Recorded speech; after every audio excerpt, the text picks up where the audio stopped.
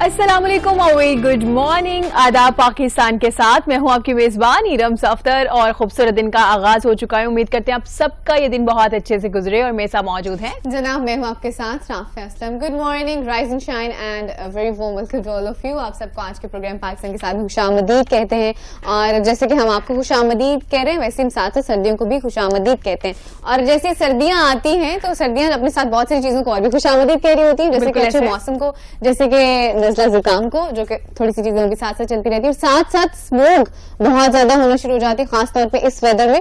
और स्मोक के रीजंस तो हमें पता ही है, जो कि हमारे अपनी माशाल्लाह से कारनामे हैं।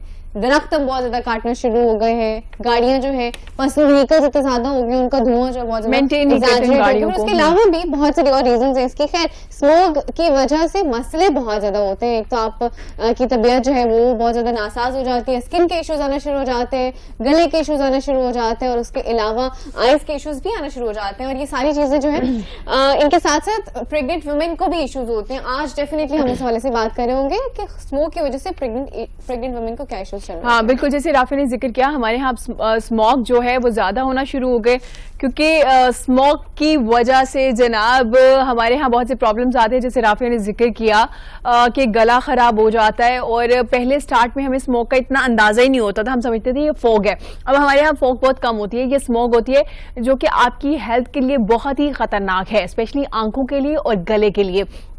गले में आपके पेन होना शुरू हो जाता है। इसका बेहतर हल तो यही है कि आप मास्क का इस्तेमाल करें, लेकिन वहीं पे जो प्रेग्नेंट खवातीन है, हामला खवातीन है, उनको क्या क्या प्रॉब्लम्स आ सकती हैं और वो किस तरह से स्मोक से बच सकती हैं, इस हवाले से बात करने के लिए हमारी बड़ी प्यारी मेहमान गायनेकोलॉजिस्ट डॉक्टर इफ़त चीमा मौजूद है हमारे साथ स्टूडियो में। अस्सलाम वालेकुम डॉक्टर साहिबा, कैसी हैं आप? वालेकुम अस्सलाम, मैं बिल्कुल ठीक हूँ। आप लोग कैसे हैं? और आज मैं शुरू करूंगी कि आप दोनों बहुत प्यारे हैं। बहुत शुक्रिया डॉक्टर साहिबा। और आज आपके ड्रेस का कलर बहुत खूबसूरत है और आज आपका हेयर डू भी बहुत अच्छा होगा। भी जा रहा है पूरा ना, कॉम्प्लीमेंट करें एक दूसरे को। डॉक्टर साहिबा, जैसे मैं और राफिया जिक्र करी थी और आप भी शो से पहले बता रही थी कि आपका गला भी खराब हो चुका है स्मोक की वजह से, तो डॉक्टर साहिबा ये प्रेग्नेंट खवातीन जो हामला खवातीन है, क्या उनके लिए भी स्मोक इतनी ही खतरनाक है? जितना हम नॉर्मल हम लोगों को हो रहा है प्रॉब्लम, उससे ज्यादा। अच्छा, उससे ज्यादा। क्योंकि जो है हमें तो सिर्फ हमें है, वहाँ पे जो है वो बेबी भी साथ है। एब्सोल्युटली। तो इसलिए उसकी वजह से यानी दोनों इफेक्ट हो रहे हैं। सबसे पहले अगर हम देखते हैं तो जैसे आपने जिक्र किया स्मॉग है क्या। स्मॉग जो है वो स्मोक प्लस फॉग, ठीक है, ये मिल के है। हमारे यहाँ जो है वो विंटर्स में ज्यादा होती है जी। और उसकी एक रीजन जो है वो ये भी है कि जब ये गंदम की फसल जो है उसको काटते हैं और फिर जलाते हैं, उसको फिर जलाते हैं। और उसमें हम, क्योंकि हमारा अपना भी रोल है, हमारे अपने जो फार्मर्स हैं वो भी यही करते हैं। और इंडिया से जो है ना वो बहुत ज्यादा ये चीज, जी, वहां से ये चीज बहुत आती है और हमारे लाहौर को इफेक्ट करती है बहुत ज्यादा, ठीक है, बहुत ज्यादा। तो बाकी कंट्रीज में जो है इवन जो है विंटर्स के अलावा अदरवाइज गर्मियों में भी होती है, जैसे लंदन वगैरह या इस तरह, उसमें ये होता है कि हम ये कहते हैं कि जो एरियाज जो कंट्रीज हैं ना उसके अंदर हिल्स के अंदर या माउंटेन्स के अंदर, उनमें जो है ये लेयर ऑफ स्मॉग जो है वो बहुत ज्यादा है। जो पॉपुलेटेड एरियाज हैं, सिटीज हैं, उनके अंदर बहुत ज्यादा है। तो इसलिए हमें सोचना चाहिए बिफोर, अगर हम मूव करते हैं टुवर्ड्स अ पॉपुलेटेड सिटी, तो हमें सोचना चाहिए कि ये चीज इट्स बेटर टू अवॉइड। अच्छा, कंसीडर करना चाहिए कि ये चीज भी वहाँ पे होगी, वहाँ पे होगी। बिल्कुल डॉक्टर साहब, जैसे आपने जिक्र किया इसमें हमारा अपना बड़ा रोल है। जैसे आपने फसलों का कहा, उसकी बाकियात को जैसे जलाया जाता है, उसके अलावा हमारी फैक्ट्री मालिकान जो है वो ठीक है, वो आप अर्निंग कर रहे हैं, सब कुछ कर रहे हैं, लेकिन उसके इर्द गिर्द के जितने भी लोग रहने वाले होते हैं, आप देखिए वो बीमार रहते हैं एग्जैक्टली, क्योंकि वहाँ पे स्मॉग है, सब चीजें हैं, धुआं है, कोई भी बाकायदा, हाँ उसको प्रोसेस नहीं किया जाता। हाँ, अब जैसे ये आपने देखा होगा जो किलन्स हैं, भट्टे जो हैं, उनका एक प्रोसेस किया गया है जो कि उन्होंने कंपलसरी कर दिया कि उसके अंदर जिग जैग जो है ना वो बनाना होता है, जरूरी है। हाँ जी, वो जरूरी है ताकि वो जो पार्टिकल्स, कार्बन पार्टिकल्स हैं, वो उसके ऊपर रह जाए, स्टक हो जाए, बजाय इसके कि वो एनवायरमेंट में आए। फिर हमारे एयर ट्रैक्स में जाएं और वहां पे लंग्स में जो है वो जाके बैठ जाएं। अगर आप लंग देखो ना ऑन ऑटोप्सी के जो शहर में रहने वाले का लंग है और जो गांव में रहने वाले का फर्क होगा, वो बिल्कुल, हाँ जी, वो क्लियर होगा और ये टोटली ब्लैक होगा। ठीक है, तो ये चीज फिर हमारे यहाँ पे स्मोक नहीं ना, स्मोक तो चले आजकल मौसम जी, चल रहा है इसलिए लेकिन इसमें बात वैसे करें, भी ओवरऑल भी डस्ट बहुत ज्यादा है, पोल्यूशन बहुत ज्यादा है। और व्हीकल्स का जो आपने बताया, इंडस्ट्री का जो बताया, फिर जो हमारी स्मोकिंग अदरवाइज है वो भी इसमें इम्पैक्ट उसका है। एब्सोल्युटली, बिल्कुल तो- ऐसे पैसिव स्मोकिंग तो पता है वैसे ही डेंजरस है, जी। इनएक्टिव स्मोक से ज्यादा पैसिव स्मोकिंग डेंजरस है। जी, दोनों चीजें। अच्छा डॉक्टर साहब, जैसे आपने जिक्र किया ना एक तस्वीर का कि एक शहर के में रहने वाले जी। शख्स का एक लंग जो है या देहात में रहने वाले शख्स का, पहले ऐसे होता था जो स्मोकिंग करते थे और जो नॉन स्मोकर थी उनकी आती थी। जी, बिल्कुल, अब शहर बिल्कुल। और देहात का कंपैरिजन ऐसे किया वो भी जाएगा। ऐसे हो गया है। ठीक है, और तो- अब जी, जो हम बात करेंगे प्रेगनेंसी के हवाले से, उससे पहले जो चीजें आती हैं वो तो मैटरनल आ जाती हैं ना, ठीक है, कि मदर को क्या क्या इम्पैक्ट्स हैं। मदर को एक तो वही इम्पैक्ट्स हैं जो हमें हो रहे हैं, ठीक है, गले खराब हैं और हाँ जी। फ्लूज हैं और सारा कुछ। लेकिन हाँ जो खवातीन जिनको ऑलरेडी एस्मा है, दमे की प्रॉब्लम है या उनको कोई एलर्जीज हैं, उनको बहुत ज्यादा मसले जो है उनके बढ़ जाते हैं और उनको हॉस्पिटलाइजेशन जो है वो ज्यादा करनी पड़ती है, उनको मेडिसिन हमें ज्यादा देनी पड़ती हैं और उसकी वजह से मसले होते हैं। फिर आ जाता है बेबी का। बेबी जो है उसमें जो अनबॉर्न बेबी है, अभी पैदा नहीं हुआ है, उस पे भी इम्पैक्ट्स हैं। ठीक है। और उसमें ये हमने देखा है, एक स्टडी आई है जिसमें कार्बन पार्टिकल्स जो हैं वो प्लेसेंटा जो आवल होती है उसके ऊपर भी जो है, अच्छा, उसके ऊपर भी लगे हुए देखे गए हैं। अब उसका मतलब आगे बेबी को ब्लड देने में या उसमें कोई Absolutely, इम्पैक्ट मतलब आता अगर है, प्लेसेंटा तक जी, पहुंच गए हैं तो आगे भी वो डेफिनेटली जा सकते हैं, करेंगे, इम्पैक्ट ठीक है। करेंगे। तो उसमें ये है कि उसकी वजह से बेबीज की ग्रोथ कम हो जाती है, वो उनका वेट, जैसे हम कहते हैं कि मोस्टली 2.5 kg से ज्यादा होना चाहिए, तो वो उससे कम होता है। ठीक है, इसी तरह से ये चीज अगर हम देखते हैं, मतलब स्मोक का भी है, स्मोकर्स में भी ऐसी चीज, यही चीज होती है। ठीक है, फिर ये है कि प्री टर्म लेबर, उसमें हमारे टोटल 40 वीक्स होते हैं। 37 से 40 वीक्स के दरमियान अगर बर्थ होती है तो वो नॉर्मल टर्म बर्थ है, टाइम पे जो है वो डिलीवरी हुई है। लेकिन अगर 37 वीक से पहले डिलीवरी हो गई है तो वो प्री टर्म है। ठीक है, तो जो प्री टर्म बच्चे पैदा होंगे वो जाहिर है उनके लिए अपने लिए भी रिस्क हैं और उनका यह है कि नर्सरी और अपनी कंट्री पे भी जो है वो बर्डन हो जाता है। ठीक है, उसके बाद एक और जो चीज आती है वो ये है कि स्टिल बर्थ, जैसे कि बच्चे जो हैं चूंकि वो वेट उनका कम होता है और उनके मसाइल होते हैं, तो वो इस वजह से उनकी या तो पेट के अंदर या डिलीवरी के दौरान उनकी डेथ्स हो जाती हैं। अच्छा, तो ये भी जो है बच्चों के लिए जो है ये रिस्क जो हैं वो होते हैं जो कि अनबॉर्न है। ठीक है। फिर हमारे आ जाते हैं वो बच्चे जो कि अभी पैदा हो गए, जी, ठीक है, जो पैदा हो गए उनमें हम देखते हैं तो उनमें भी ब्रीदिंग प्रॉब्लम्स हैं। ठीक है, ठीक है, ब्रीदिंग प्रॉब्लम्स उनमें भी आ जाते हैं। फिर उनके अंदर जो लर्निंग डिफिकल्टीज हैं वो आ जाती हैं। सही, मतलब इस हद तक इस हद खतरनाक तक, है। जी, इस हद तक वो है। फिर ओबेसिटी एक जर्नलाइज्ड भी ज्यादा है, ओबेसिटी आप देखो तो बड़ों में भी है और बच्चों में बच्चों में बहुत भी है। ज्यादा है, क्योंकि उसमें और भी फैक्टर्स हैं बहुत सारे, लेकिन एक फैक्टर जो है वो ये भी है, स्मोक भी है। ठीक है, जी बिल्कुल। ठीक है, ये बिल्कुल ऐसी है जैसे वुमेन, बल्कि इनफैक्ट एवरीबॉडी स्मोकिंग अलाउड नहीं है बिकॉज जी, इट्स डेंजरस जी, फॉर योर जी। लंग्स। जिस तरह से इसके साथ साथ जैसे अल्कोहल या उस तरह की ड्रिंक्स अलाउड नहीं है, तो स्मोक भी बिल्कुल इसी तरह से डेंजरस है for the mother and for the Dangerous baby है। As well. जी, जी, ठीक है, तो बिल्कुल। उसमें अगर थोड़ी सी हम प्रोटेक्शन की बात करें तो प्रोटेक्शन क्या हो सकती है बच्चे को और माँ को हम किस तरह से बचा सकते हैं? इसे घर में रखें बिल्कुल वो जो कि हल नहीं हो सकता बिल्कुल, ना। हाँ नहीं, हाँ जी। उसमें एक तो बिल्कुल ये चीज जो है वो ये है कि हमारा जो है वो डेली एक आप देखें इंटरनेट पे तो हर सिटी का एक आ जाता है एयर पोल्यूशन इंडेक्स, जी। ठीक है, तो वो हमें देख लेना चाहिए। ठीक है। कि अगर बाहर निकलना है तो अगर बहुत ज्यादा है, मतलब एक आता है टॉलरेबल और एक आता है जिसमें थ्रेट होता है, जी,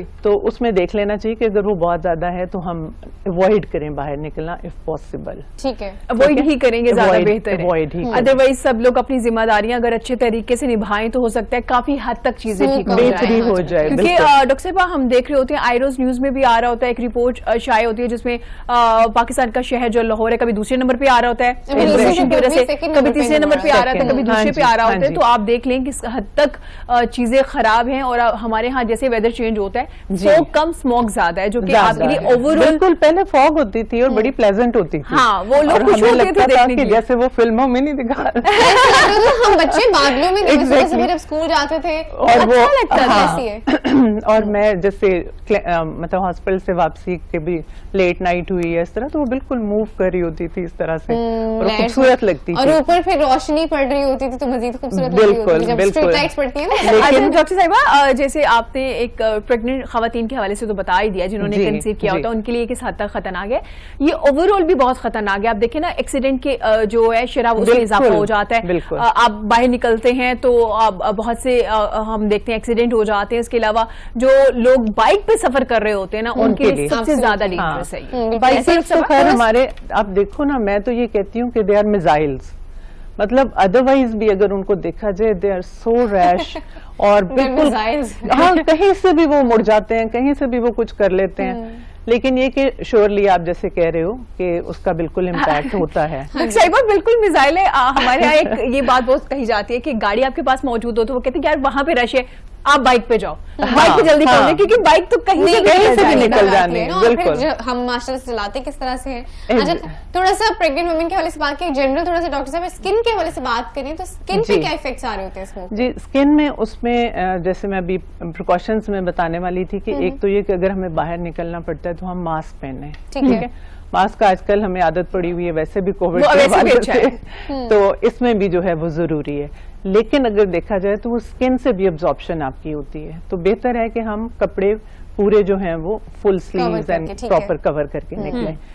तो ये चीज जो है ये क्योंकि केमिकल्स अगर एब्जॉर्ब होंगे तो वो हमें इम्पैक्ट करेंगे। ठीक है, ठीक है, ठीक तो है। उसमें जो है दूसरा ये है कि अभी जो आप लाहौर की बात कर रहे थे, तो जी। आज जो है वो लाहौर का 115 है जी, इंडेक्स। जो इसका इंडेक्स, और जो कराची का है, न्यू दिल्ली का है, उनका हमारे से ज्यादा है। तो आज थोड़ा रिलेटिवली, और कह रहे हैं कि आगे बारिशें होंगी तो अल्लाह लेट्स करे। होप कि बेहतर हो जाए। और बेहतरी हो लेकिन जाए। डॉक्टर साहब, ये हल तो नहीं है ना कि हम वेट करें कि बात Surely, करेंगे तो हमारे surely, यहाँ surely. हालात जो है वो बेहतर हो जाएंगे। आप बिल्कुल ठीक कह रहे हो। और इसमें जो विंडोज जो है अगर होता है ना ये, तो विंडोज आपको बंद रखनी चाहिए ताकि वो वाली स्मॉग अंदर ना आए, घरों घर में के। नहीं आए।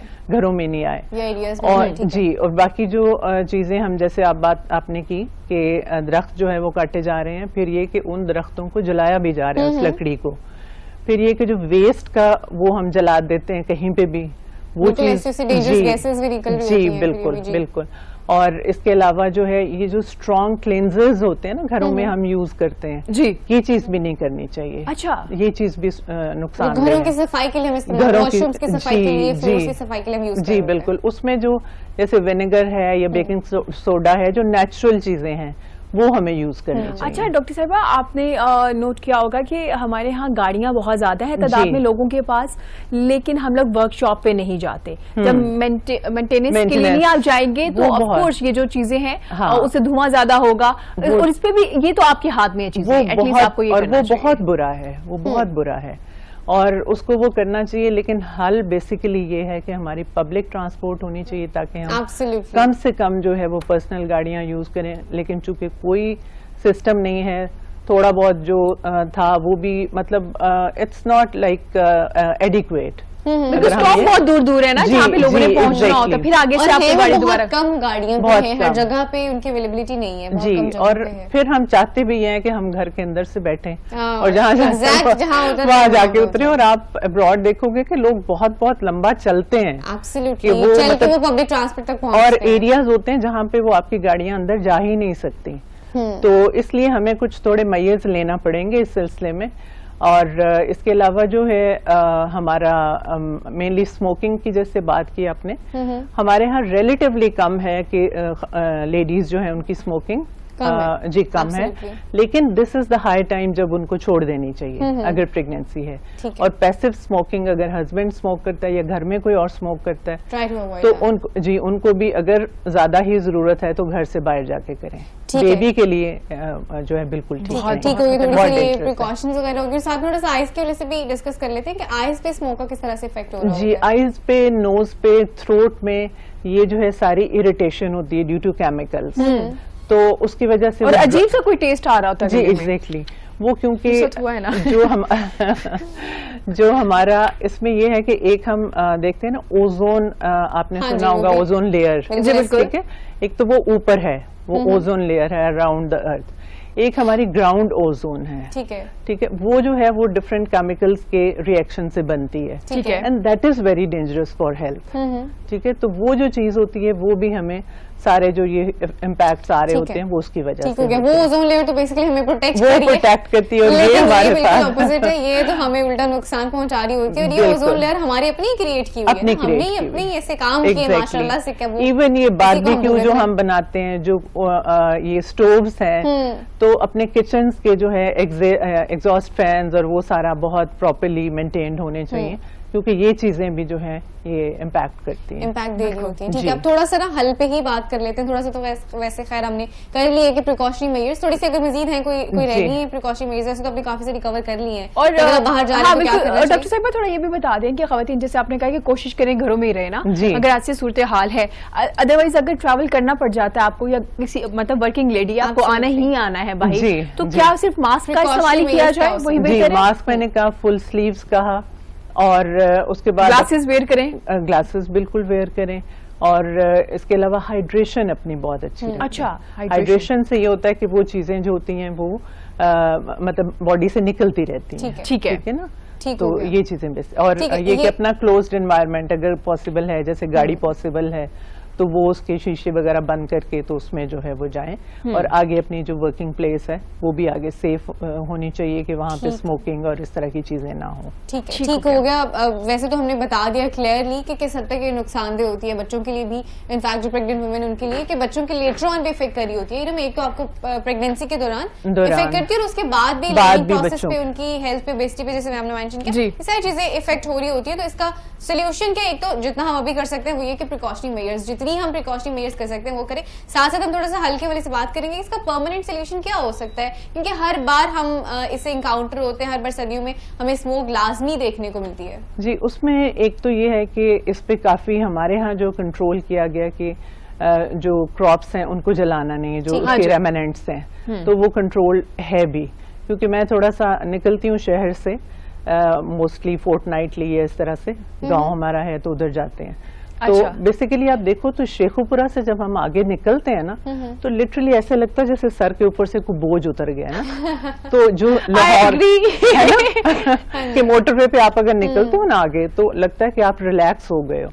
तो उसमें ये है कि वो चीज पहले काफी होती थी, लेकिन अब वो बहुत रेयरली होता कम है कि होना हमें शुरू हो जी गई है। जी, तो इसलिए वो कंट्रोल तो हुआ है। ठीक है। तो नेचुरली जो हमारा यहाँ का व्हीकल्स का है वो श्योरली बहुत ज्यादा कंट्रोल की जरूरत है। और मैं देखती हूँ कि पहले फिर भी होता था कि थोड़ा वो गाड़ी को रोक के और पूछ लेते थे, अब कोई नहीं पूछता।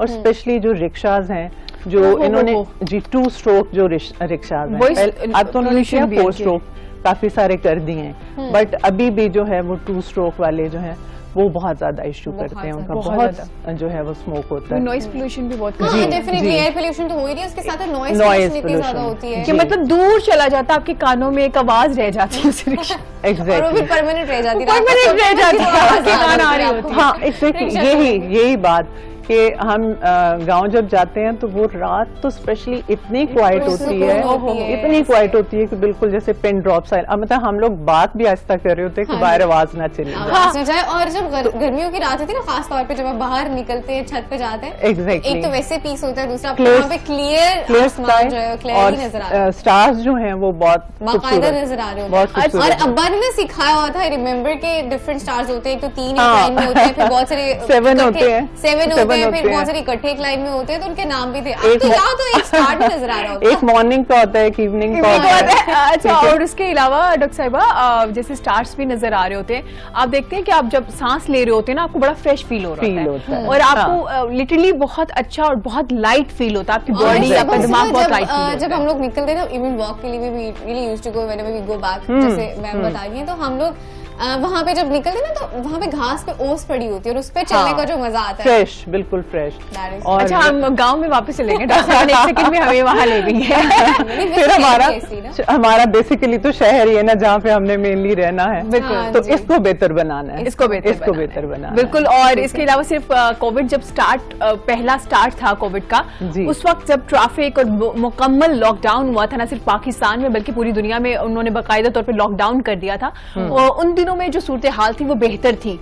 तब Right. लोगों ने ना तस्वीरें लेके लगाई थी लाहौर सिटी की कि अब ये देखिए और बाद में देखिए, क्योंकि हाँ। ट्रैफिक नहीं चल रहा था ना, बिल्कुल, ट्रैफिक का बिल्कुल। बहुत अमल दखल है। बहुत फर्क था, Traffic major बहुत बिल्कुल फर्क उसके था यहाँ। जी। ठीक हो गया डॉक्टर साहिबा, ठीक है। बहुत शुक्रिया आपका, आपके कीमती वक्त का। और जैसे कि डॉक्टर साहिबा ने बताया कि स्मोक की वजह से जो प्रेग्नेंट खवातीन है उनको ज्यादा एहतियात की जरूरत है। वैसे तो तमाम लोगों को जरूरत है कि वो अपना ख्याल रखें, और लेकिन जो प्रेग्नेंट है उनको ज्यादा जरूरत है ख्याल रखने की। घरों में रहिए, अगर आप काम कर रही हैं या आपको जरूरी है घर से बाहर जाना, तो मास्क का वेयर कीजिए, फुल स्लीव्स पहनिए। एब्सोल्युटली, बिल्कुल ऐसी है। और उसके साथ साथ जैसे आपको शॉर्ट टर्म इफेक्ट्स तो हो ही रहे होते हैं, परमानेंटली उसके बाद परमानेंटली इफेक्ट्स भी हो रहे होते हैं, मतलब लॉन्ग टर्म इफेक्ट्स भी जो आपके बच्चों के साथ आगे ट्रांसफर भी हो जाते हैं। तो आपको इन दोनों चीजों का साथ में खास ख्याल रखना है जनाब। बिल्कुल जनाब। और जैसे हमने स्मोक के हवाले से बात की, इसके अलावा भी हम नेक्स्ट टॉपिक पे आपको बता रहे होंगे कि और क्या क्या मसले होते हैं, क्या क्या मसाइल हैं आप लोगों के। उन मसाइल के हल के लिए हमारे साथ और भी गेस्ट मौजूद होंगे।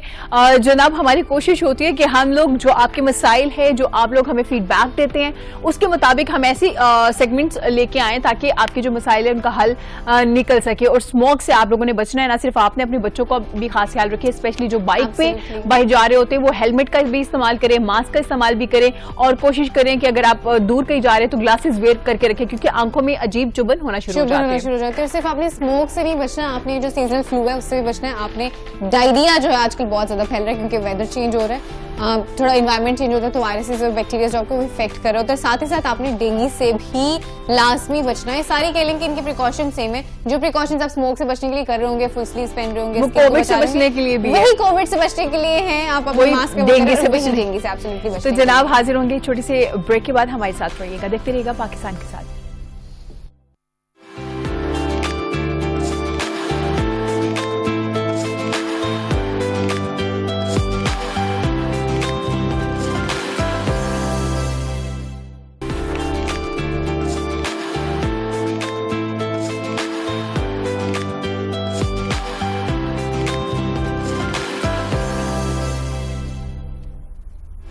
वेलकम बैक जी। ब्रेक के बाद हम लोग वापस आ चुके हैं और अब हम बात करेंगे खूबसूरत बालों की। आपके बाल कैसे खूबसूरत हो सकते हैं, क्योंकि जितना पैसा हम अपने बालों पे लगा रहे होते हैं आज के दौर पे, किसी और चीज पे नहीं लगा रहे होते, क्योंकि हमें अपने बाल बहुत खूबसूरत चाहिए, हेल्दी चाहिए। और जैसे ही वेदर चेंज होता है फिर हमें एक मसला फेस करना पड़ता है, वो है जी डैंड्रफ का। बहुत से लोगों के बालों में, सर में डैंड्रफ हो जाती है। क्या रीजन है, क्यों ये डैंड्रफ होती है, किस तरह से छुटकारा पा सकते हैं और किस तरह से केयर कर सकते हैं, उस हवाले से आज हम बात एब्सोल्युटली। करेंगे। और सिर्फ वेदर के हवाले से नहीं, शायद एक तो रीजन होगी ना, हो सकता है वेदर की वजह से होती है, उसके साथ और कौन सी रीजन होती है कि डैंड्रफ जो है आपको होती है। फंगल इन्फेक्शन कब होता है, क्या सिर्फ वेदर के चेंज होने की वजह से होता है या किसी और मौसम में भी हो सकता है। और उसके अलावा डैंड्रफ होने की और कौन सी रीजन होती है, उसको किस तरह से टैकल किया जा सकता है, ठीक किस तरह से किया जा सकता है, इस हवाले से बात करेंगे। और इस हवाले से बात करने के लिए हमारे बड़े प्यारे मेहमान डॉक्टर आतिफ कासमी हमारे साथ मौजूद हैं, जो कि डर्मेटोलॉजिस्ट हैं। अस्सलाम वालेकुम sir and welcome to the show.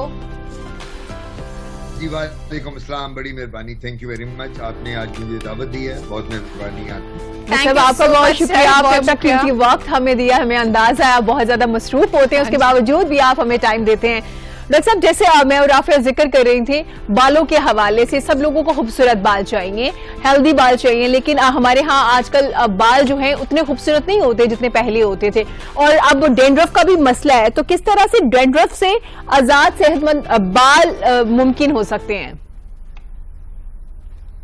बिस्मिल्लाहिर्रहमानिर्रहीम। बात यह है कि जो डैंड्रफ ये जेनेटिक होती है, मौरूसी होती है। ठीक ठीक है। है। और अगर आप देखें जिसको भी डैंड्रफ है, आपके अगर किसी को है तो आपके वालिद, वालदा, बहन, भाई या मदर साइड पे, फादर साइड पे जो अजीज हैं उनमें किसी ना किसी को होगी। तो ये तो जो होगी नंबर 1 जेनेटिक। ठीक और है। डैंड्रफ जो होती है, अगर आप ये कहें कि इसका सर्दी गर्मी के साथ कोई ताल्लुक नहीं होता, once it is there it is there. हाँ लेकिन जी। डैंड्रफ सर्दियों में थोड़ी सी ज्यादा इसलिए हो जाती है क्योंकि एक तो स्किन ड्राई होती है, दूसरी बात यह है कि हमारा वाटर इनटेक कम हो जाता है। जी, हम गर्मियों में तो पानी बहुत पीते हैं, स्किन फ्रेश नजर आती है, सर्दियों में पानी का हमारा इनटेक कम हो जाता है। इस वजह से डैंड्रफ जो है सर पे वो काफी है, वो बड़े बड़े स्केल बन जाते हैं और हम उनको अगर स्क्रैच करें तो वो हमारे कपड़ों पे भी गिरती है और वो नजर आती है। बिल्कुल ऐसे तो मेरा मशवरा ये होगा कि डैंड्रफ के लिए हम लोग शैम्पू भी बनाते हैं, हमारे पास लोशन भी हैं। हम जो डर्माटोलॉजिस्ट होते हैं माहिर अमराद जिल्द, हम खुद एक लोशन और शैम्पू डिस्पेंस करते हैं जो हमारे क्लिनिक पे अवेलेबल होता है और उसके साथ काफी फर्क पड़ता है। ठीक है। तो डैंड्रफ जो है, डैंड्रफ काबिल इलाज है, लेकिन इसको 100% एलिमिनेट नहीं किया जा सकता। ठीक है, 100% एलिमिनेट नहीं किया जा सकता सर। जैसे आपने मेंशन किया कि जेनेटिकली बेसिकली होती है, क्योंकि जेनेटिकली होने के अलावा कोई एनवायरमेंटल फैक्टर्स भी होते हैं, जैसे कि अगर आपको कोई फंगल इन्फेक्शन हो गया लेटर ऑन इन लाइफ, तो क्या उसकी वजह से भी हो रही होती है? हाँ बिल्कुल, आपने ठीक कहा। दूसरी बात मैं ये कहूंगा कि एक तो फंगल इन्फेक्शन, जो डैंड्रफ के स्केल्स होते हैं इसमें हमें फंगस भी होती है, तभी हम जो शैम्पू यूज करते हैं वो एंटी फंगल शैम्पू भी यूज किए जाते हैं ताकि डैंड्रफ के स्केल खत्म हो जाए। दूसरी बात जो जरूरी बात है डैंड्रफ में, वो आप खवातीन के साथ मुंसलिक है, रिलेटेड है, क्योंकि आप लोगों ने ब्यूटी सैलून्स और पार्लर्स में जाना होता है, वहां आपने स्ट्रीकिंग भी करानी है, रोलर्स लगवाने हैं, पर्मिंग करनी है, फिर वो बालों के स्प्लिट एंड्स बन जाते हैं, बाल बड़े फ्रेजाइल हो जाते हैं, फ्रिजी हो जाते हैं, और वो जब फ्रिजी होते हैं तो वहाँ जब वो केमिकल डाई के लगते हैं, हेयर डाई के सर पे, स्कैल्प पे, बालों पे, तो वो भी सेकेंडरी इन्फेक्शन कॉज करती है। हेयर डाई और ये स्ट्रीकिंग वगैरह केमिकल जो है उसके साथ भी डैंड्रफ ज्यादा हो जाती है। तो मेरा मशवरा ये होगा कि बहुत ज्यादा ब्यूटी सैलून्स और पार्लर्स में मत जाएं। कोशिश ये करें कि आप अपना डर्माटोलॉजिस्ट से जरूर माहिर अमराद जिल्द से रब्ता करें ताकि आपको वो लोशन और शैम्पू दे दे जिसके साथ आपकी डैंड्रफ खत्म हो जाए। एब्सोल्युटली, बिल्कुल ऐसे। और सर अगर हम कोई बालों का ट्रीटमेंट करा रहे होते हैं ना, आई डोंट नो जितने भी रीबॉन्डिंग हो गया, ये तो चले एक नाम आता है ना, बाकी जितने भी लिस्ट है इनकी, उसके साथ कुछ आपको केमिकल्स वगैरह दे देते हैं, शैम्पूज दे देते हैं, और उनका भी कहीं हद तक इन पे इम्पैक्ट हो रहा होता है कि वो शैम्पूज या प्रोडक्ट्स यूज करने की वजह से भी आपको डैंड्रफ हो रही हो? बिल्कुल आपने बात ठीक की है। बेसिकली प्रॉब्लम ये आती है कि जो ब्यूटी सैलून्स हैं इनमें जो आपको वो शैम्पूज और लोशन देते हैं ना, वो होते हैं कमर्शियल प्रेपरेशन, वो मेडिकेटेड नहीं होती, वो तो उन्होंने बेचना होता है पैसे कमाने के लिए। तो इस वजह से वो उनमें जो क्या केमिकल्स हैं वो तो हमें पता नहीं होता, ना आपको पता होता है, वो उन्होंने वहां अपना सेल करना है और वहां से पैसे कमाने हैं। मेरा मशवरा ये होगा कि जब भी आपको डैंड्रफ हो, जब भी आपको ये स्केल्स और काफी खुश्की जमी हुई हो, तो अपने माहिर अमराद जिल्द से रब्ता करें, उससे बात करें, और वो आपको खुद अपनी लोशन और वो शैम्पूज और तेल हम खुद बनाते हैं, डिस्पेंस करते हैं डिफरेंट केमिकल के साथ, जिसके साथ डैंड्रफ खत्म हो जाती है। ठीक है, ठीक है सर। थोड़ी सी अगर इसके कंपोजिशन के हवाले से बात कर लें ताकि लोगों को भी थोड़ा आइडिया हो जाए कि बेसिकली क्या चीजें इस्तेमाल हो रही होती हैं जो कि आपकी जो सर की डैंड्रफ है उसको खत्म करी होती है।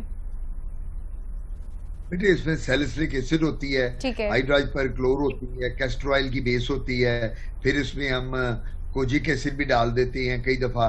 तो ये डिफरेंट हमारी प्रेपरेशन है जो हम इसमें डालते हैं और इसके साथ काफी फर्क पड़ता है। और जो सर है, ये जो स्कैल्प है, इसके साथ हमारी डैंड्रफ यानी 90% तक चली जाती है। ठीक है डॉक्टर साहब, ठीक है, जैसे आपने जिक्र किया कि आप अपने जो डॉक्टर हैं उनके पास जरूर जाएं, डर्माटोलॉजिस्ट के पास जरूर जाएं अगर आपको कोई स्किन का या बालों का इशू आ रहा है, क्योंकि आज वो वाला दौर नहीं है ना कि आप घर में रह के कुछ भी करेंगे तो आपके बाल भी ठीक हो जाएंगे, फेस भी हो जाए, किसी हद तक ठीक होगा, जिनका बेहतर होता है वो मजीद बेहतर हो जाएगा, जिनका खराब है वो ठीक नहीं होगा। तो डॉक्टर साहब थोड़ा बताइएगा कि कुछ ऐसी चीजें भी हैं जो घर पे आप इस्तेमाल कर सकते हैं। ठीक है, शैम्पू तो इंपॉर्टेंट है आपके हेयर वॉश के लिए, उसके बगैर तो गुजारा है, इसके अलावा है जिनसे आप थोड़ा आपके बाल बेहतर भी हो सकते हैं, शाइन भी हो सकती है बालों में, और थोड़ा डैंड्रफ से किसी हद तक बचा जा सकता है।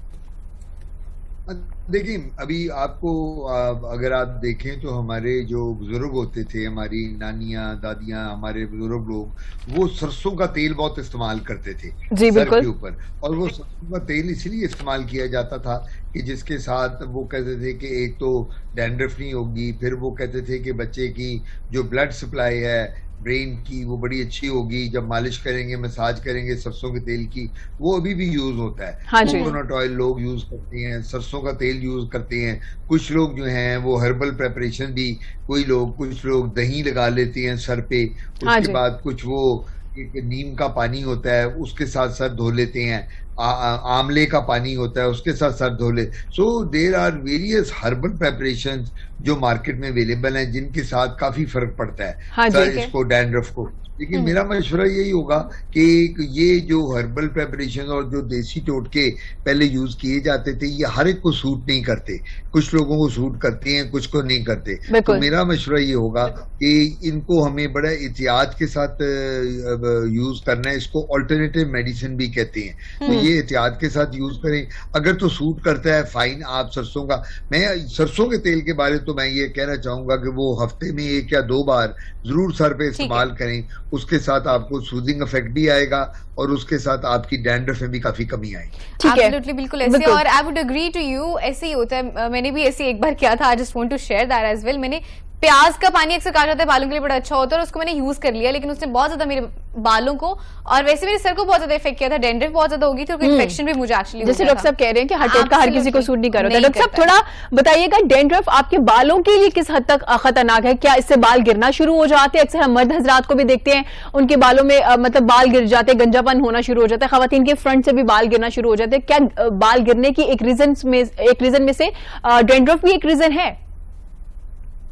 देखिए, ज्यादातर जो साइंस कहती है बालों के बारे और डैंड्रफ के बारे, या जो हमारी रिसर्च कहती है या जो हमारा एक्सपीरियंस कहता है, वो ये है कि बाल डैंड्रफ से नहीं गिरते। ठीक है, अच्छा, नहीं डैंड्रफ गिरते। जो होती है नॉर्मली बालों को नहीं गिराती। लेकिन कुछ केसेस में हमारे मरीज आके कहते हैं कि डॉक्टर साहब, जब से मुझे डैंड्रफ हुई है तब से मेरा हेयर लॉस बढ़ गया है। तो मरीजों की एक अपनी सब्जेक्टिव फीलिंग होती है जो मरीज आके हमें बताता है। लेकिन अगर देखा जाए तो डैंड्रफ जो बाल गिरते हैं ये भी जेनेटिक होता है, मौरूसी होता है। तो आजकल अगर आप देखें तो यंग बच्चे बच्चियां जो हैं उनके बाल बहुत गिरने लग गए हैं। ये बाल गिरने का जो पैटर्न है वो डाइट से रिलेटेड है, एंजाइटी स्ट्रेस से रिलेटेड है कि हम लोग स्ट्रेस कितना लेते हैं, डाइट हमारी कैसी है, और क्या हम प्रॉपर अपना शैम्पू या कोई लोशन यूज कर रहे हैं कि डेली एक नया लोशन और शैम्पू यूज कर रहे हैं। तो ये सारे रीजन है जिसकी वजह से ये बाल गिरते हैं। लेकिन मेरा नाती ख्याल है कि डैंड्रफ के साथ बाल इतने ज्यादा नहीं गिरते। ठीक हो गया। और सर, जैसे हम पहले डिस्कस कर रहे थे कि डैंड्रफ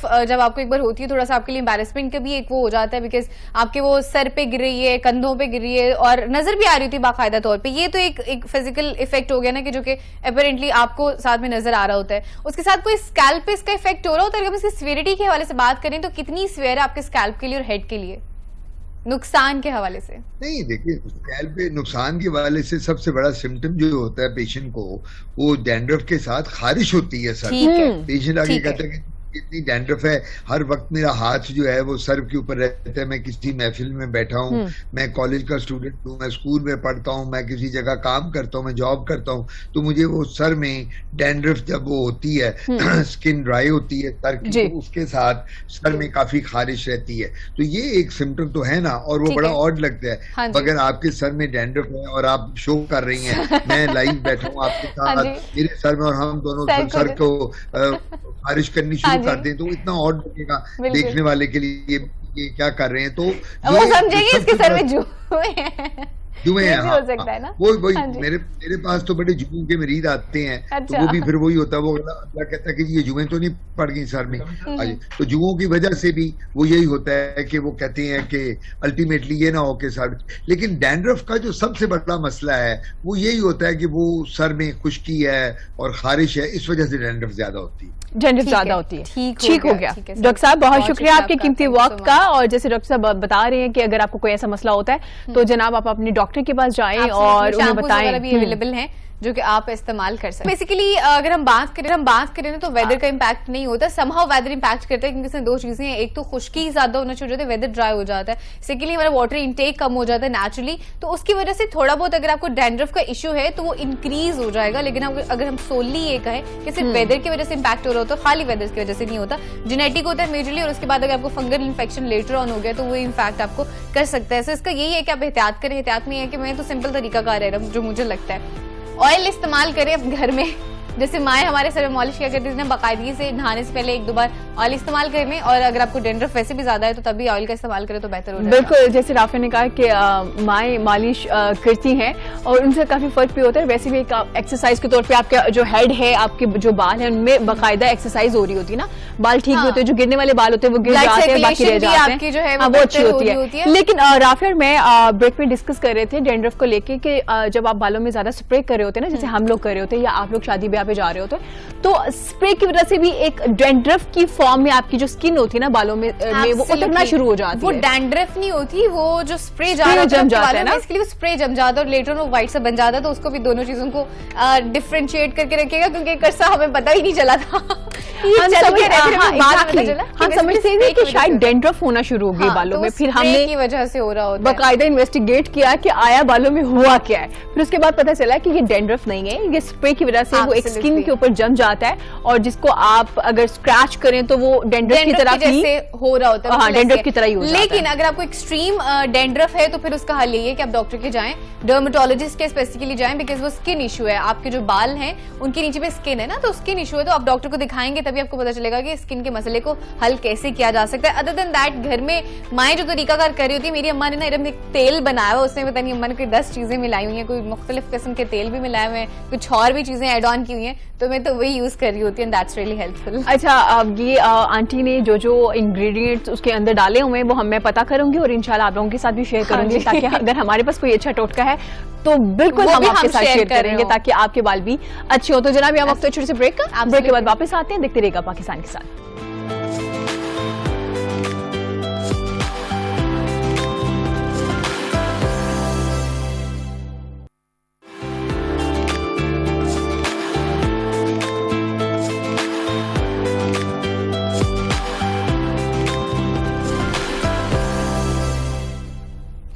और जी once again welcome back to the show. आपको एक बार फिर से पाकिस्तान के साथ में खुशामदीद कहते हैं और एक बड़ी मजे की स्टोरी आपसे शेयर करते चले जनाब। एक खातून जिनको अपने घर से ऐसी रैंडम मेरम, जब हम भी अपनी सफाई वगैरह कर रहे होते हैं ना, तो कोने खुदरे में से कुछ ना कुछ निकल आता है। कभी कोई पेंस वेंस निकल आई, पोनियां निकल आई, आपकी पुरानी कोई ज्वेलरी निकल आई। तो इसी चक्रों में एक खातून जिन्हें ऐसी रैंडम घर में पड़ी हुई अंगूठी मिली। हाँ बिल्कुल, क्योंकि जैसे हम लोग अपने ड्रेसिंग रूम जब साफ कर रहे होते हैं ना, ड्रेसिंग के दराज में से बहुत सी ज्वेलरी पड़ी होती है, और ज्वेलरी को जब निकाल के हम कहते हैं कि ये वाली ज्वेलरी जो मेरे काम की है और ये जो है ये मेरे काम की नहीं है, तो उसको वेस्ट कर दिया जाए। इसी तरह से उन्हें भी जनाब एक रिंग मिली, तो वो वेस्ट करने जा रही थी ना, मतलब ये बेकार है।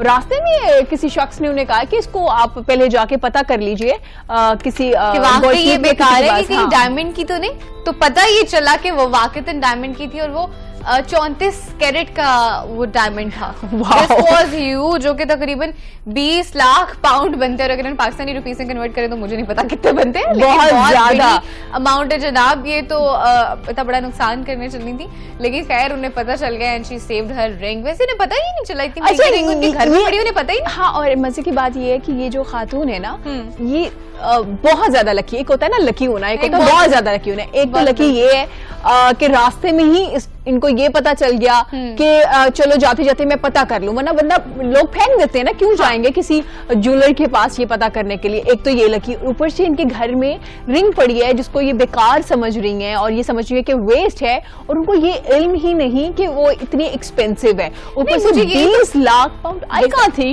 मैं ये तो कह रही हूँ, नहीं आई जहां से भी थी, लेकिन द पॉइंट इज कि आपके पास इतनी महंगी चीज है कि आपको नहीं पता होता। हमारे पास तो भाई डायमंड की कोई चीज है तो हमें तो डेफिनेटली पता होता है, वो अलग बात है that I have lost something else as well. लेकिन डायमंड की आपके पास कोई चीज हो और आपको उसका पता ना, ऐसे कैसे होता है? मतलब आपने फेंक दी, ऐसी रैंडम फेंक दी। हाँ, और ऊपर से अच्छा देखिए किस्मत, मतलब पैसा उन्हीं को मिलना था कि मतलब मैं अब कोई चीज वेस्ट करने जाऊं, मुझे कोई भी नहीं कहेगा कि भाई वेस्ट करने से पहले जाओ, जाते हुए ना मार्केट से किसी ज्वेलर को दिखाते जाना, कहीं ये असल ना हो। मैं कहूंगी भाई कभी भी नहीं होगी, क्योंकि मुझे पता है मेरे पास कोई इतनी एक्सपेंसिव चीज देंगे जो मैं वेस्ट करूंगी। फिर हो सकता है कि यही सिचुएशन हो कि वो अंगूठी उनकी अपनी नहीं हो सकता है कोई आया गया हो घर में, या रेंडमली किसी की गिर गई हो, और तभी उन्हें पता नहीं, अदरवाइज इतनी महंगी एक्सपेंसिव चीज उनके घर में पड़ी है, उन्होंने पता ही नहीं, इस चीज का अंदाजा नहीं। सो डेफिनेटली ऐसा ही हो सकता है कि अंगूठी शायद हो सकता है किसी और की हो और उन्हें पता चला हो, बाद में जब मैंने दिखाया तो इतनी महंगी अंगूठी निकल आई जो कि 20 लाख पाउंड की है। और भाई उनकी तो अच्छी बिल्ली कह लें कि किस्मत बन गई, लॉटरी लग गई है जनाब। और छोटी मोटी नहीं, अच्छा आपको ना फ्री में लॉटरी कहीं लगे ना 5,000 में बड़ा लग रहा होता है, वाह वाह वाह मुझे पैसे मिले ना कहीं से। राफिया कभी ऐसा हुआ कि बुक के अंदर से कभी पुराने 5,000 मिला? हमेशा ऐसे होता है, बुक में से बैग्स में अपने पुराने खोलूं, पुराने ना वे कि जो बैग्स मैंने कोई 4-5 महीनों के बाद यूज करने उन्हें खोलूं तो उनमें से कुछ ना कुछ मिल रहा होता है और इतनी खुशी होती है, हालांकि रखे भी खुद ही होते हैं। अच्छा खुशी होती है। राफिया मेरे से ज्यादा लकी है क्योंकि हमेशा इनके साथ होता है, मेरे साथ हमेशा नहीं ऐसा होता, कभी कभी ऐसा होता है कि कोई बुक पुरानी जिसमें कोई पैसे रखे और उन पैसों का इतना मजा आता है, चाहे वो 200 ही क्यों ना हो, जितने भी हो। लेकिन ये खातून तो माशाल्लाह इन पे तो बारिश ही हो गई पैसों के। 20 लाख पाउंड जनाब, 20 लाख पाउंड की रिंग मिल गई और शुक्र है वो फेंकने नहीं गई थी। ऐसे मुझे ना बड़ा डर लग रहा था अगर वो फेंक देती तो क्या होता। तो फिर ये स्टोरी नहीं होती हमारे सामने क्योंकि किसी को नहीं पता होना था, डस्टबिन में एक रिंग चली जानी थी। और जो स्टोरी आज हम आपसे शेयर कर रहे हैं वो हमने शेयर नहीं कर रहे होना था। और जनाब this was about the ring जो कि खातून को मिली और जो उन्होंने हमसे कह लें कि उसको पता कराकर हमारे तक एक स्टोरी पहुंची उनकी जो हमने आपसे शेयर की। Moving on to other story जनाब जी, अगली स्टोरी हमारे पास ये कि एक शख्स ने आर्मी रिकॉर्ड बनाया वर्ल्ड गिनेस बुक में अपना 3 घंटे तक मुसलसल वो बर्फ में 3 घंटे और 1 मिनट तक वो मुसलसल जो है बर्फ में रहे और बर्फ में जनाब रह के उन्होंने अपना आलमी रिकॉर्ड बनाया। जब ये उन्होंने ये सारा स्टंट किया उस वक्त जो वर्ल्ड गिनेस बुक के जो नुमाइंदे थे वो भी मौजूद थे और इसके अलावा और भी बहुत से लोग मौजूद थे। और बर्फ में ज्यादा बैठने इससे पहले जो एक रैकेट बनाया गया था वो 2020 में बनाया गया था जिसमें 2 घंटे 35 मिनट तक मुसलसल बर्फ में बैठ के एक शख्स ने वर्ल्ड रैकेट बनाया था। बिल्कुल ऐसे ही जनाब, इन्होंने 26 मिनट से इनका रिकॉर्ड तोड़ा है। और बड़ा मुश्किल होता है बैठना इसलिए क्योंकि ये हमारे साथ हुआ है ना, इफ यू रिमेंबर, शायद मैंने आपको स्टोरी सुनाई होगी। हम लोग लास्ट किया था ना, एब्सोल्युटली हम लोग last December we been to a survival trip, तो जहाँ पे हम लोग थोड़ा सा लेट हो गए, पहुंचे एक जगह पे हम लोग लेट जहाँ पे हम लोग की बेसिकली ओरिएंटेशन होनी थी और हम लोग तकरीबन 10 से 15 मिनट लेट पहुंचे और उसकी हमें सजा क्या मिली कि हमें बर्फ पे लिटा दिया गया। हमें 10 मिनट की सजा मिली, बेसिकली हमें 5 मिनट की सजा मिली थी बर्फ पे लिटाने की, लेकिन हम चूंकि इसको थोड़ा वो इजी ले रहे थे उन्होंने हमें 10-5 मिनट की मजदूरी दे दी। और भाई बहुत मुश्किल होता है, आप पहले आपकी एक लेयर कपड़ों की गीली होती है फिर दूसरी, तब तो फील नहीं हो रहा होता, लेकिन जब आपकी आखिरी लेयर तक पहुंचती है ना बर्फ फिर आपको अंदाजा होता है कि आपके साथ हो क्या रहा है। So this has happened to us, हमारे साथ हुआ था दिसंबर में। तो इतनी ठंड में हमें ये थोड़ा सा एक्सपीरियंस करने का मौका मिला, लेकिन दिस वाज रियली डिफिकल्ट। तो आई हैव नो आइडिया कि ये इन्होंने रिकॉर्ड कैसे बनाया। देखो राफिया, आप वीडियो में भी देख सकते हैं, कैसे बैठ सकते हैं वीडियो में भी आप देख सकते हैं वो शख्स किस तरह से बर्फ के अंदर है और जनाब 3 घंटे 1 मिनट तक ये रैकेट बनाया गया और 2020 में पहले बनाया गया था, वो इन्होंने ब्रेक की है और काफी मुश्किल काम है ये। अच्छा, आसान नहीं लग रहा। आप देख रही हैं कि पूरे के पूरे बर्फ के अंदर है, मतलब एक तो उनकी बॉडी आपकी ऊपर हो, सिर्फ आपकी एक लेयर, उनकी पूरी की पूरी बॉडी अंदर है, सिर्फ उनका चेहरा बाहर है, बाकी पूरी की पूरी बॉडी उनकी बर्फ के अंदर है।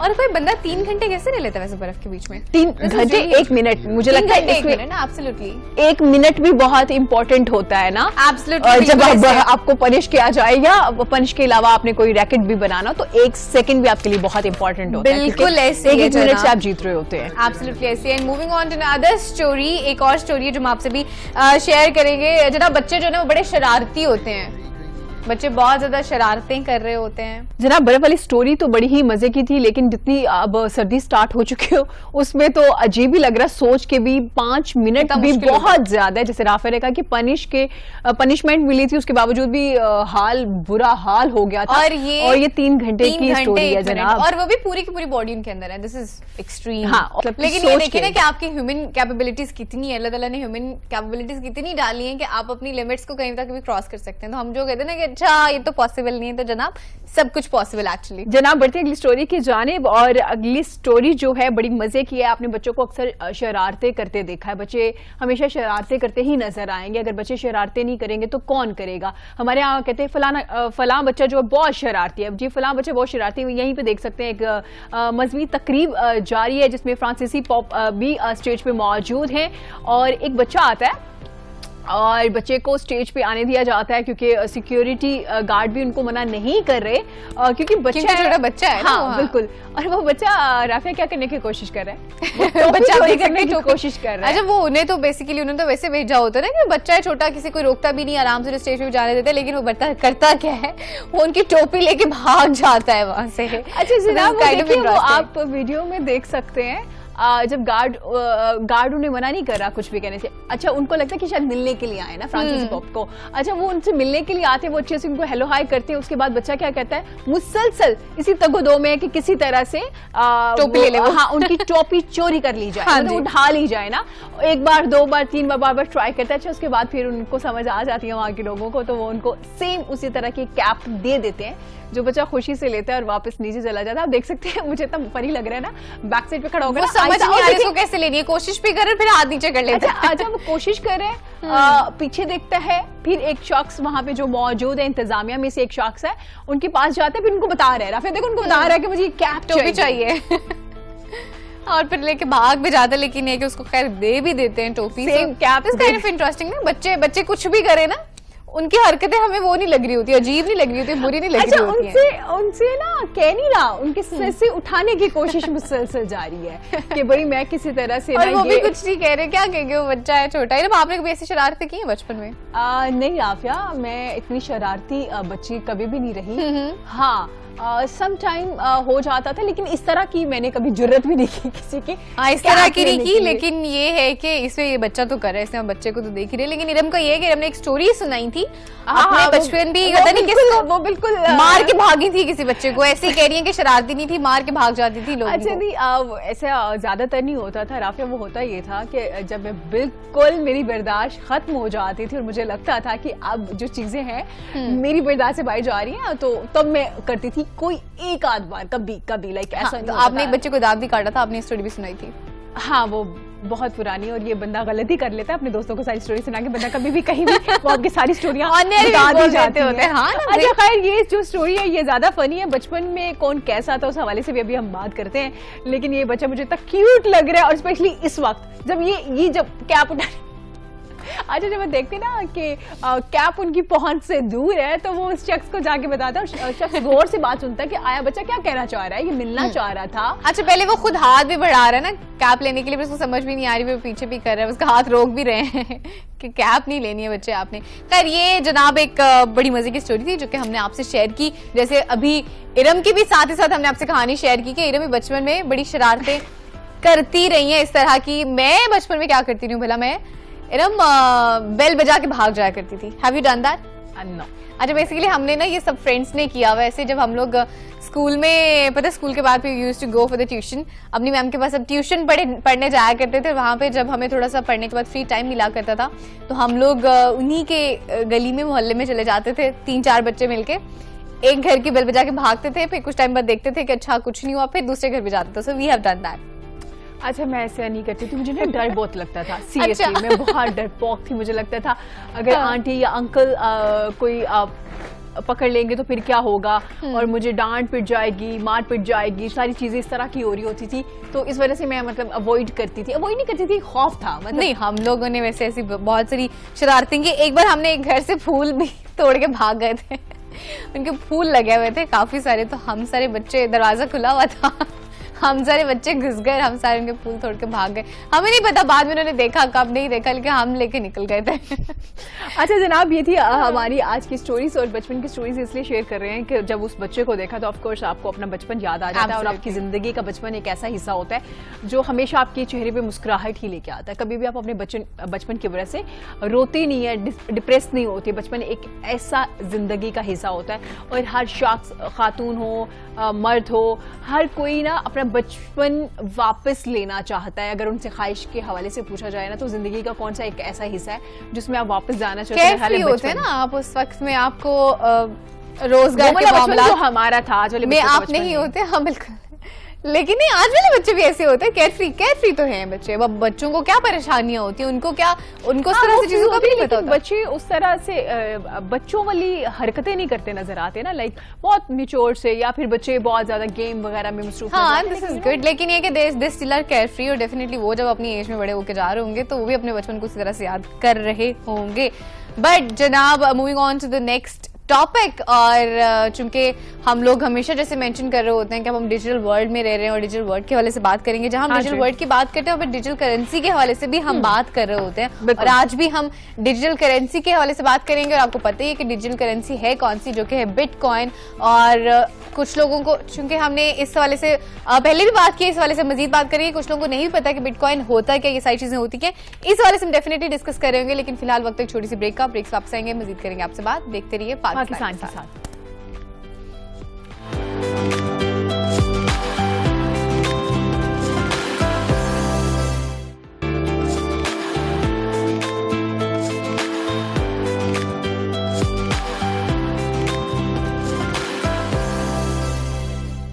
वेलकम बैक नाजरीन। अब हम बात करेंगे, सोशल मीडिया पे हमने देखा है कि बहुत से लोग बिटकॉइन के हवाले से बात कर रहे होते हैं कि जनाब इस तरह से अर्निंग हो रही है, बहुत से लोग अमीर हो गए और बिल्कुल बहुत से लोग गरीब हो गए। उसकी क्या रीजन थी? क्योंकि आधी इंफॉर्मेशन लोगों के पास ही, लोगों को नहीं पता कि बिटकॉइन है क्या। इसके अलावा क्रिप्टो करेंसी किस हद तक मतलब फायदेमंद है, किस हद तक आप उनसे नफा कमा सकते हैं, और फ्यूचर क्या है, बेसिकली फ्यूचर क्या है, और क्यों पाकिस्तान में जो बिटकॉइन है उसको इलीगल करार दिया गया, क्या अभी क्रिप्टो करेंसी को लीगल करार दिया जा रहा है या नहीं? पाकिस्तान इस हवाले से क्या काम कर रहा है? बहुत से कंट्रीज में बिटकॉइन जहां पे उनको लीगल करार दिया गया, वहीं पे बहुत सी कंट्रीज ने इसको इलीगल भी करार दिया गया। इस हवाले से बात करेंगे। हमारे साथ हमारे बड़े प्यारे मेहमान मौजूद हैं जी, अहमद मंजूर साहब, जो IT एक्सपर्ट हैं और ब्लॉकचेन एक्सपर्ट भी हैं। अस्सलाम वालेकुम, क्या हाल है?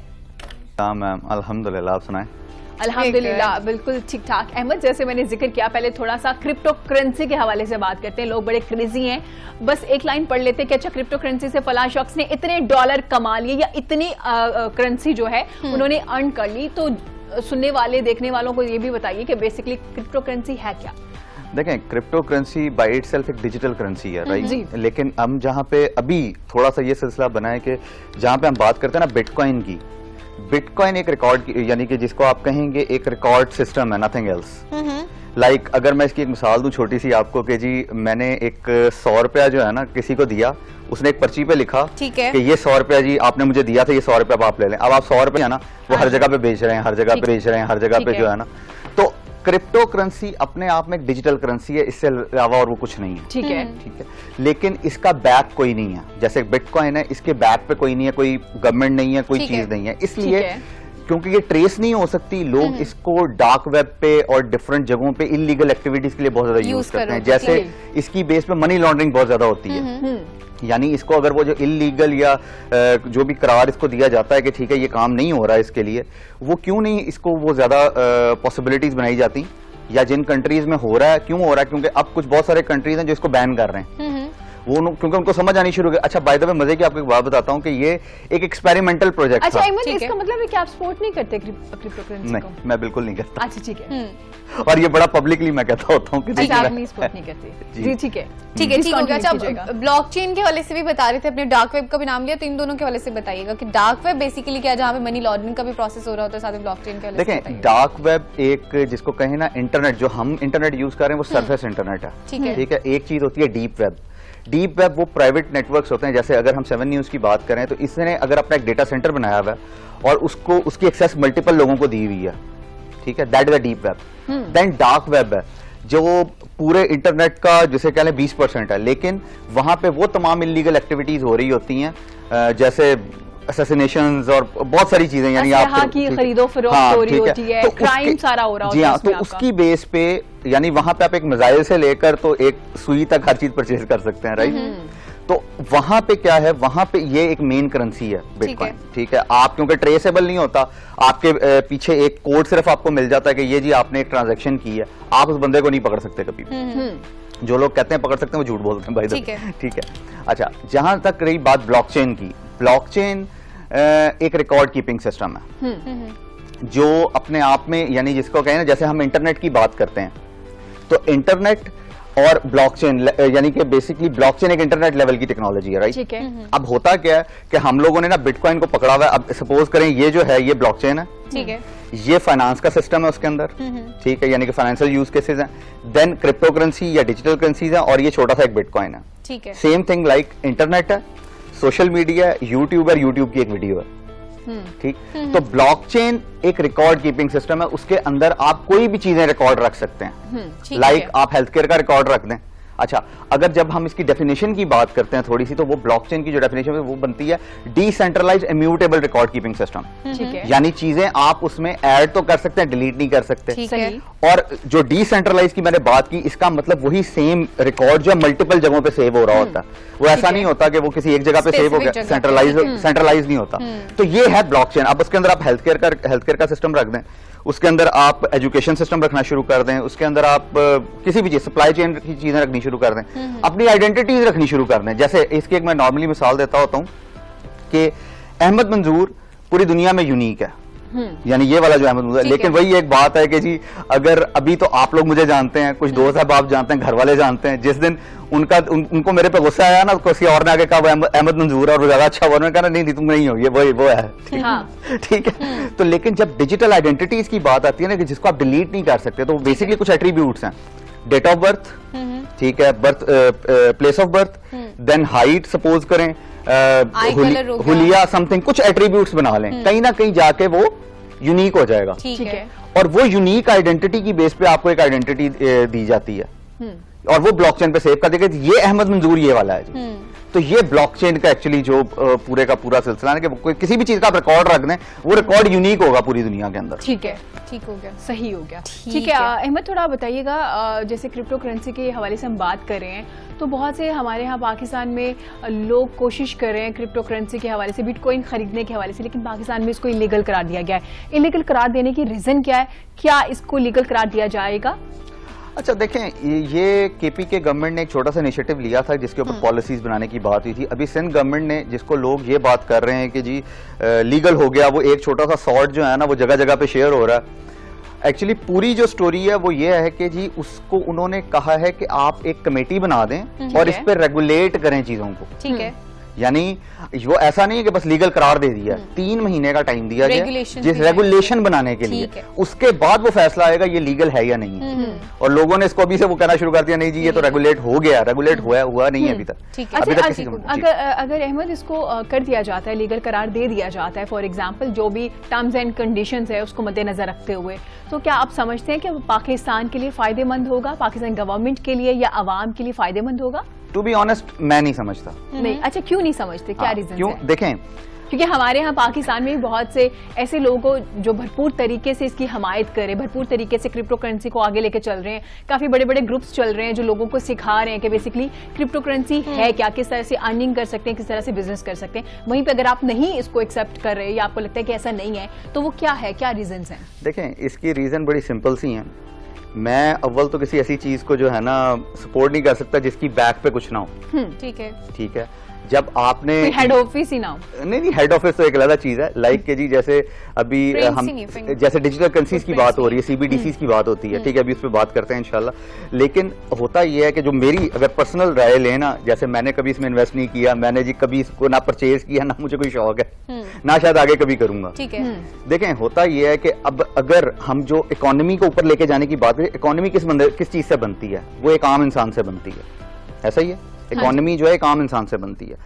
अब अगर तो इस तरह से इकोनॉमी बेहतर होती है ना कि जी आप एक चीज, बाहर की चीज को लाके यहाँ पे डिप्लॉय कर दें और जी हमारी इकोनॉमी ऊपर चले, तो मेरा ख्याल है 10-15 साल पहले हमें डॉलर चला देने चाहिए थे पाकिस्तान के अंदर। लेकिन अब आप उसको थोड़ा सा एक और लेवल नीचे ले जाके सोचें जी कि जी अगर डॉलर, आज हम डॉलर की इकोनॉमी शुरू कर देते हैं पाकिस्तान के अंदर, तो जो एक आम आदमी है उसको 170 रुपए का जाके डॉलर परचेज ही करना पड़ेगा।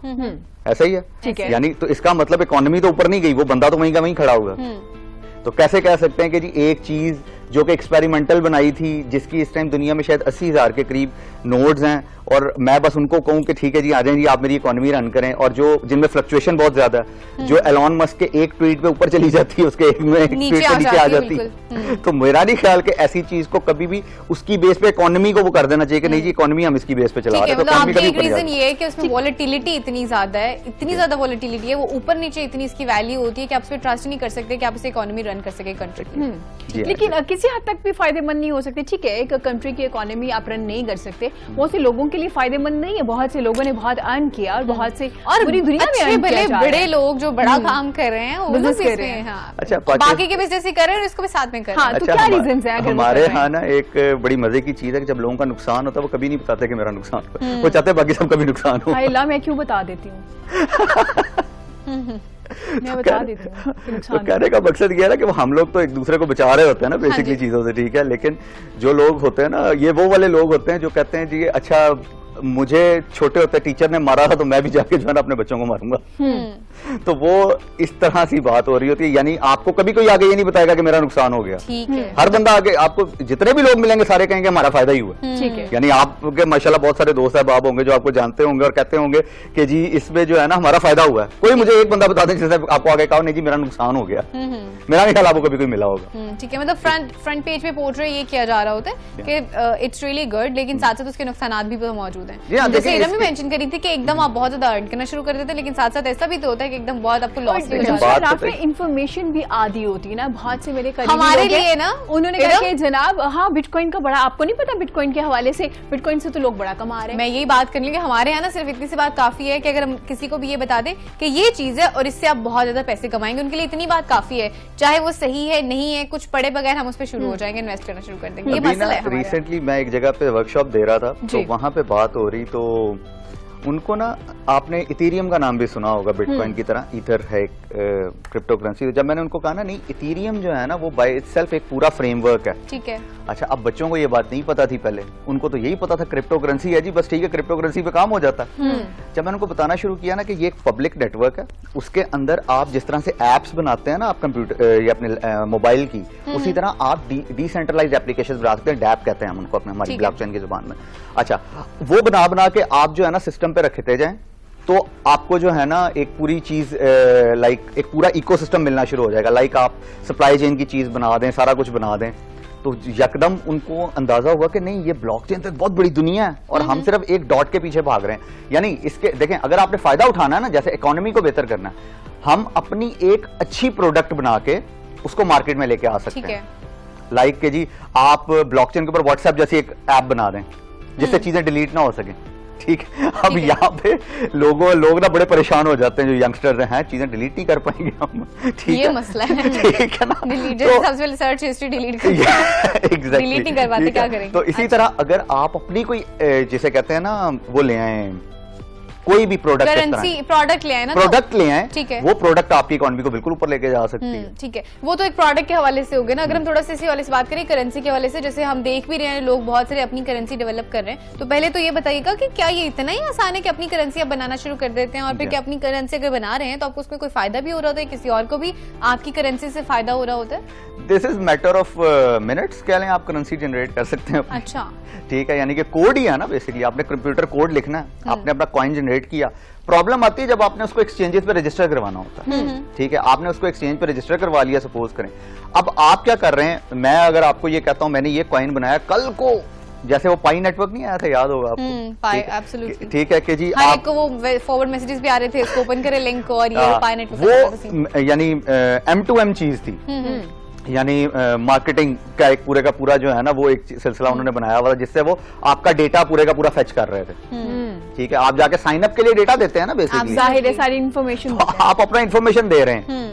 तो इसी तरह आपने एक कॉइन बनाया, आपने लोगों का कल जो है ना ये पाकिस्तान का पहला कॉइन हमने बना दिया, ये आज से 1 साल बाद जो है ना ये आज आप 1 रुपए का लें 1000 रुपए का हो जाएगा। ठीक है, लोग नहीं लेंगे आपके ख्याल में?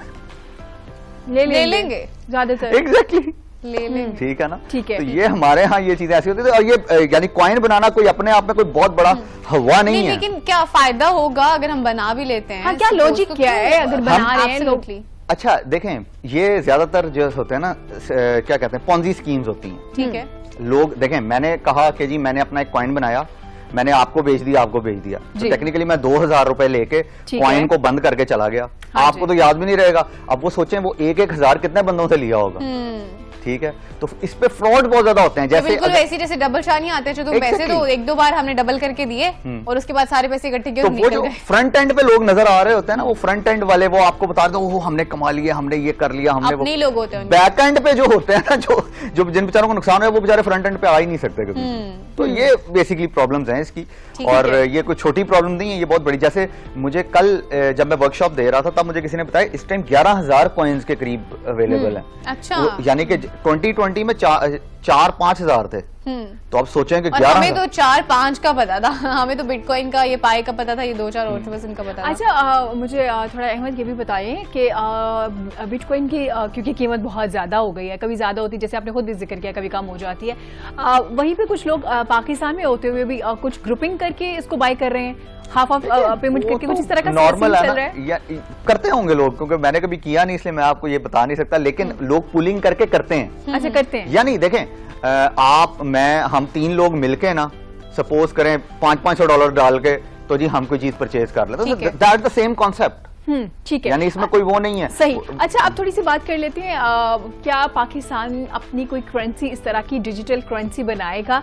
अगर बनाएगा तो क्या उसके लिए फायदेमंद होगा, बजाय कि हम किसी और की करेंसी, डिजिटल करेंसी को इस्तेमाल करें? अगर हम टेक्नोलॉजी के दौर में आए गए हैं और अगर हमें ये क्रिप्टो करेंसी में आना ही है, तो क्या अपने लिए पाकिस्तान को अपनी करेंसी ही बनानी होगी या आप किसी और भी कंट्री की करेंसी को इस्तेमाल कर सकते हैं? देखें इसमें ना एक आजकल एक कॉन्सेप्ट चल रहा है, that is called CBDCs, central bank of digital currencies. अच्छा, अब उसमें क्या होता है?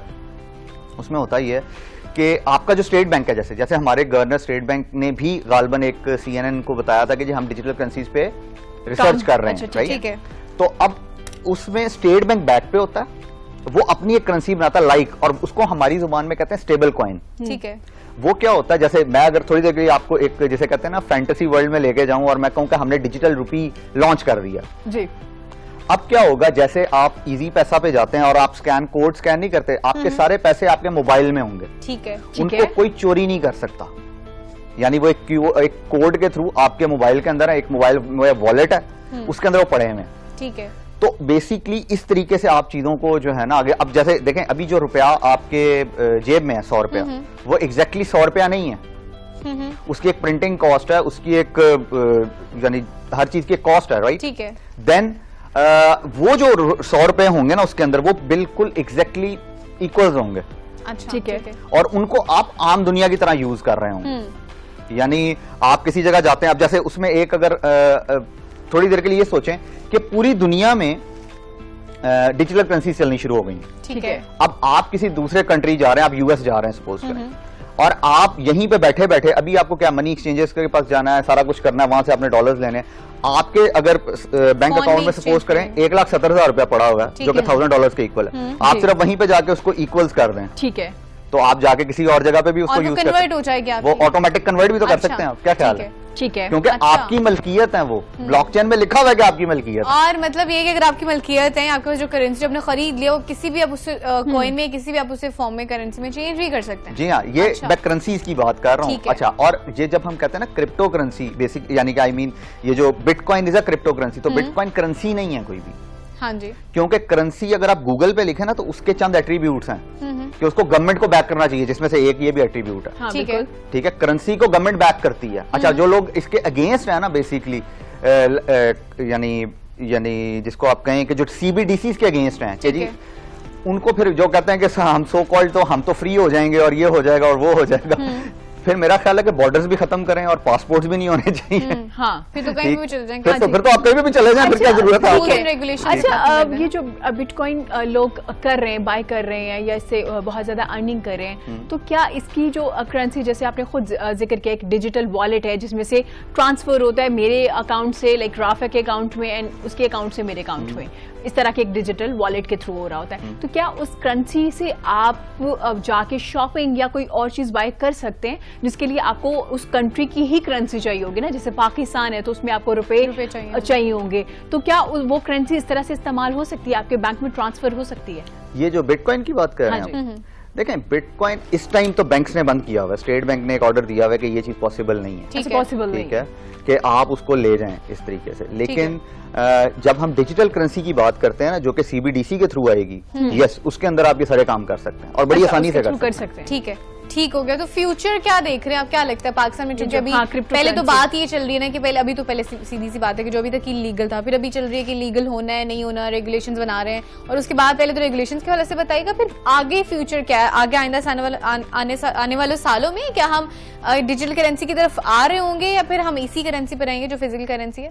देखें डिजिटल करेंसी जो सीबीडीसी, जैसे चाइना ने जो अपना डिजिटल युआन बनाया, राइट, अब उन्होंने उस पर चीजें शुरू कर दी हैं, ठीक है। तो कल को सपोज करें हम अपनी करेंसी नहीं बनाते और हम ये जो है ना बिटकॉइन को रो रहे होते हैं, टू बी ऑनेस्ट, तो मेरा नहीं ख्याल कि हम तरक्की कर पाएंगे। अच्छा। लेकिन अगर हम अपनी करेंसी बना लेते हैं और सही टाइम पे बना लेते हैं और दुनिया से किसी लेवल पे आगे चले जाते हैं, ठीक है, देन यस, मतलब बना सकते हैं आप, बिल्कुल, यानी इसमें कोई वो नहीं है, इसको सिर्फ आपको जो है ना, यानी ये हमें उस माइंडसेट से बाहर निकलना है कि जी bitcoin is a crypto currency, उस माइंडसेट से बाहर निकल के अपनी डिजिटल करेंसी की तरफ सोचना है कि उससे हम क्या क्या, क्योंकि देखें उससे आपकी मनी लॉन्ड्रिंग रुक सकती है बड़ी आसानी से।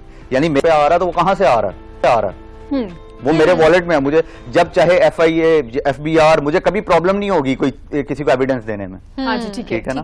तो ये यानी अगर हम CBDCs की बात करें, वो अपने आप में एक बहुत बड़ी रिसर्च है जिसपे पूरी दुनिया इस टाइम काम कर रही है और हम काम करने की कोशिश कर रहे हैं 2009 वाली एक चीज के ऊपर, जो कि एक्सपेरिमेंटल एक तजुर्बा था। हम काम भी नहीं कर रहे, हम तो डायरेक्ट कह रहे हैं कि अच्छा हो रहा है तो करो इसको भाई, इससे पैसे बनते हैं, हम रिसर्च कर ले तो हमारे मसले ना हल हो जाएं। रिसर्च करने का तो हमें एलिमेंट ही नहीं है, डायरेक्ट हमने हमला करना है। देखें हमारे ना इसमें से वो चीज एक्चुअली निकालनी, हमें अपने अंदर से वो चीज निकालनी पड़ेगी कि जैसे को कहते हैं ना इजी मनी बिल्डिंग बेसिकली, ठीक है, जब तक वो नहीं निकलेगी हम रिसर्च नहीं कर सकते। बिल्कुल ठीक हो गया अहमद, बहुत शुक्रिया आपके कीमती वक्त का। जनाब क्रिप्टो करेंसी का हमेशा शोर सुनने में आता है, तो आज हमने क्रिप्टो करेंसी के हवाले से भी बात की, इस हवाले से मजीद भी बात करेंगे। अगर एक टॉपिक पे रखेंगे हम इंशाल्लाह, जिसपे कि अगर गवर्नमेंट बनाती है तो क्या क्या चीजें रिक्वायर होंगे गवर्नमेंट के लिए हमारे यहाँ, अगर अपनी कोई करेंसी हम लोग बना रहे होंगे। तो जनाब इसी के साथ मुझे और राफिया को दीजिए इजाजत, अपना बहुत ज्यादा रखेगा, अल्लाह हाफिज।